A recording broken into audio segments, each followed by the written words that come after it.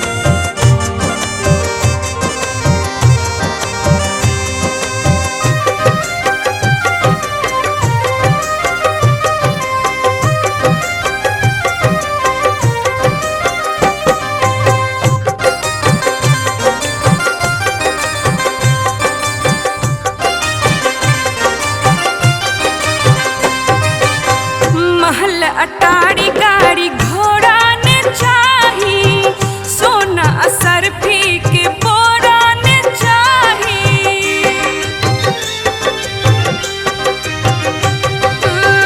महल अटारी गाड़ी घोड़ा ने चाही, सोना असरफी के बोरा ने चाही। आबो समेट लिया, आबो समेट लिया दुखक पत्थर मैया, हमरो नैया लगाबी किनार मैया, हमरो नैया लगाबी किनार मैया, हमरो नैया लगाबी किनार मैया, हमरो नैया लगाबी किनार।